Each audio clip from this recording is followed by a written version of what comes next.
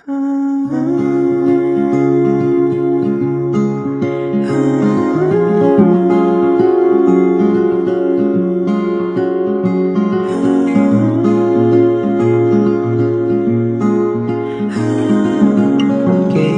from afar.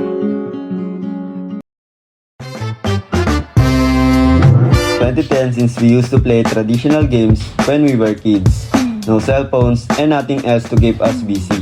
Only traditional games went on our minds. We don't wait memories to come, we make them. Excited to wake up because of traditional Filipino games that were full of fun and joy. They remind us of the happy days of childhood when kids played outside, laughing and enjoying each other's company. But as time passed, we started to forget these things, and we didn't notice that waking up in the morning started to feel lazy. So now, we will show you the 5 traditional Filipino games that children used to play before. This is Dali, Jeffrey, Agape, Cristel, Camila, IC, at ako, CJ. And we are Group 1. Be one of us.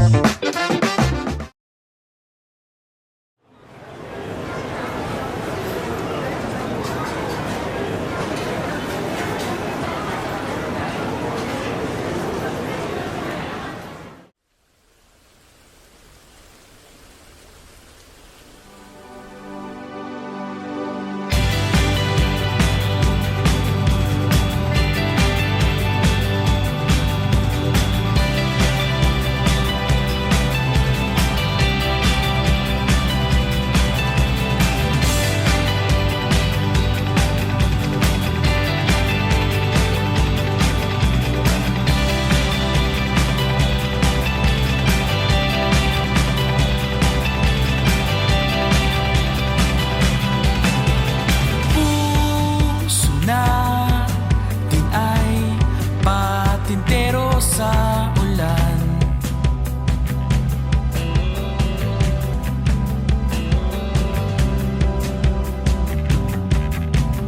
langit ka, ako naman ang nasa lupa.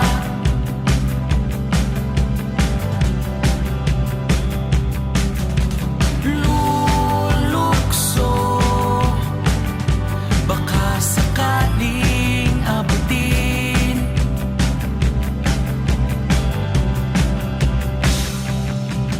Buntong hininga, di ba ang sarap makipaglaro? Laro tayo ng mataya, taya, mataya, taya. Pagkabilang ng 3, takbo-tano pabalayo. Mataya, taya, mataya, taya. Sa 2, 3, iiwanan mo ako.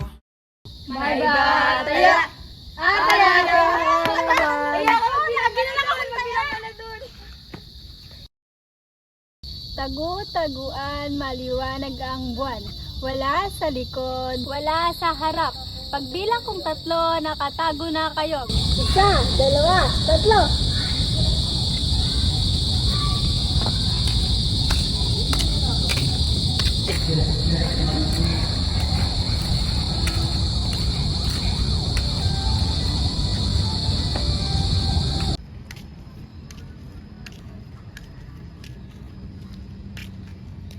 Saan na kaya yung mga yun?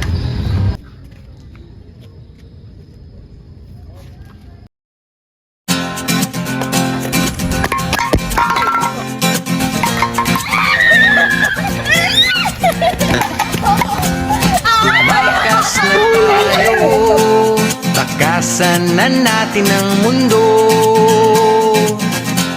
Magtago papalayo sa mas tahimik at payapang mundo. Umubulong ang hanging amihan at huni ng ibon.